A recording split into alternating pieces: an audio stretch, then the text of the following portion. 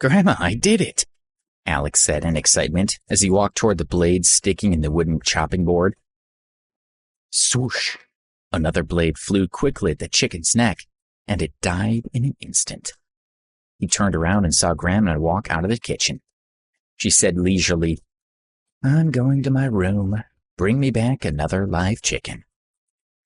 He sighed, tidied up the mess in the kitchen, and left to buy her another live chicken. Over the next 2 days, Alex studied the information that Robert Miller had sent him about Lawrence Heights. He then used his status as a university student to probe the management about the building and carry out private interviews to investigate its overall situation. He believed that the building's situation was not very good, but it was not bad either. He thought that Lawrence Heights could still be a very high-quality asset, but only after some proper management changes. Alex summarized the areas that needed to be fixed and outlined his personal experiences there. And then he communicated with the main manager, Bob Brooke. He told the manager that he had a time limit to make the changes he requested, otherwise he would remove him from his position. Bob quickly agreed to Alex's instructions. Although he didn't know Alex's true identity, he was, after all, the new boss who had taken over the $125 million Lawrence Heights building. Alex also specifically asked Bob to investigate if Philip Gellor, the office manager in charge of rentals, had seen his message. Alex would not let him off lightly for ignoring him. Bob agreed and promised him that he would investigate Manager Gellor properly. Alex wasn't afraid of being fooled by Bob. If he dared to shield Gellor, he would have Sam Woodsworth, Ken Stokes, and Graham Sterling to help him. For Alex, uncovering the truth of the matter was as easy as making a phone call. Of course, if he were forced to investigate personally, Bob's position would be lost. The day after Alex handed him the task, Bob called him. "Mr. Ambrose, I've already investigated it thoroughly. There is indeed a big problem with Philip Gellor. He's gotten involved with many female employees in the company through deceit, intimidation, and drunkenness. Many of these female employees have already left. In the past 2 years, he's also taken advantage of his position with the female tenants in the building. Since Bob was able to obtain so much information about Philip's crimes in just one day, he must have known about the manager's private affairs." Although Alex saw through it, he didn't intend to pursue Bob. As long as he remained helpful in the future, Alex was willing to close his eyes. "All right, I understand. I'll deal with it as I should. I'll try not to affect the reputation of the building. I'll give the evidence of my possession to the police right now and have him arrested. Don't worry, it won't have any negative impact on the building." With that, Alex hung up the phone. Alex put down his cell phone. He sat beside Ramsey Lake and looked at the sparkling water on the surface. He was once again filled with worry. He had been busy with matters related to Lawrence Heights for the past 2 days, but he had also closely observed the progress in trying to find Debbie.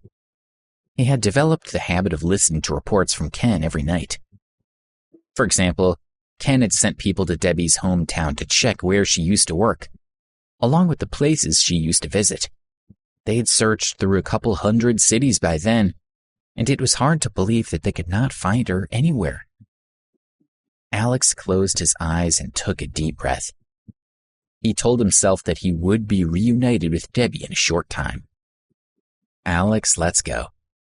Ben and Carl walked over to Alex's side and lightly patted him on the shoulder. A few days ago, the classes at Preston University had finished for the summer, so the two friends were going back to their hometown that day. "All right, let's go. I'll be happy to take you two to the train station." Alex adjusted his mood, stood up and patted his two friends on the shoulders. "Are you really going to work here alone in New York? You're going to suffer. Oh yeah, why isn't Debbie here? We're all about to leave, so why isn't she coming to send us off?" Ben teased. Last time when Alex and Slayer had killed Henry, Corey and their underlings, Alex had tricked them into believing that he had found a mysterious person to help him get through it. Ben and Carl were suspicious, but the situation was still good. Alex never told him about Debbie's disappearance. "You guys talk too much. Let's get going." Although Alex was smiling, his eyes still flashed with sadness. He chatted with Ben and Carl and walked toward the gate. "You two should think about some important things in life. You're still single after 2 years in university." "Are you looking down on us?" said one of his friends. There were many couples carrying suitcases while walking under the shade trees along the university's road. The men were pulling suitcases for the women, and the women were saying sweet things to the men. Listening to their sweet words, Alex's heart was heavy. "If Debbie were still here, wouldn't I be pulling her luggage?" he thought. He pushed Ben and Carl into a taxi and rushed them to the high-speed train station. After sending his friends off, Alex finally walked out of the station. He called a taxi and headed toward Lawrence Heights. He wanted to go to the building and find answers to another question, and he also wanted to see that upright and strong woman, Sue. He didn't know if her mother still approved of him after they had left the villa. It had only been a few days, but the condition of the building had improved quite a bit. At least the people at the reception were not playing around during work hours. When they saw him walk in, they politely asked, "Hello, sir. May I ask if there's anything I can help you with?" Alex leisurely wandered around the building for a while, and then he walked toward the room he had rented. When he was almost at the door, he became a little nervous. Thinking about Sue's face, he could not help but feel a little bit softer. He opened the door. Sue was not inside, so he looked around and found the room neat and clean. There was not even a speck of dust on the windowsill. It was much cleaner than when he had given it to her. "She's a good girl," Alex thought. He was lost in thought, but a sound coming through the windows of something breaking startled him. He looked up. Bang, bang, crash. Knock, knock. Sounds were coming from the ceiling. What are they doing up there, he wondered. If I'm in 1403, this noise would be coming from room 1503, he muttered. This was not good, as the noise was coming from the first room that he had chosen that day. He had given it to a young woman, Lindsay Marvel, who had walked into the building after him. Thinking of Manager Gellor, Alex ran out the door. In room 1503, a young woman had her hands tied with a rope, and her mouth was covered with tape. She leaned against the desk and wanted to run, but she could not get away. The woman looked at Manager Gellor in fear. Lindsay, don't be afraid. I'll love you gently. Come into my arms and let me hold you.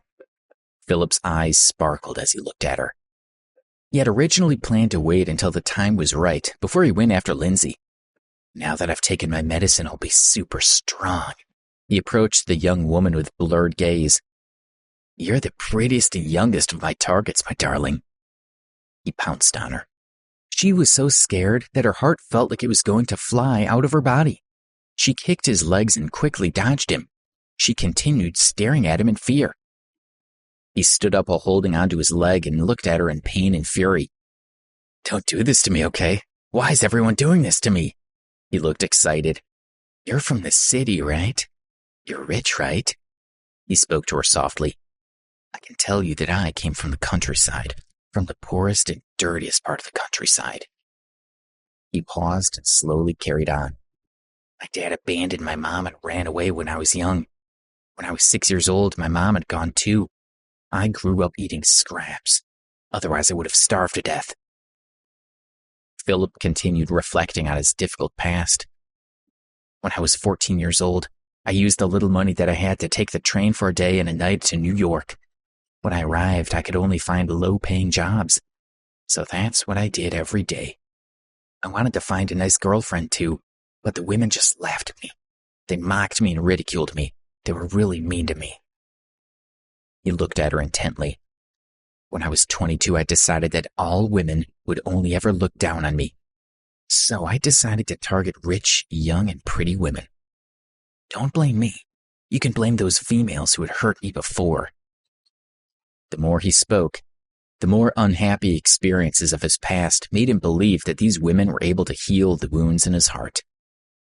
"Come, let me have a good time, and I'll let you go," he said as he walked toward her.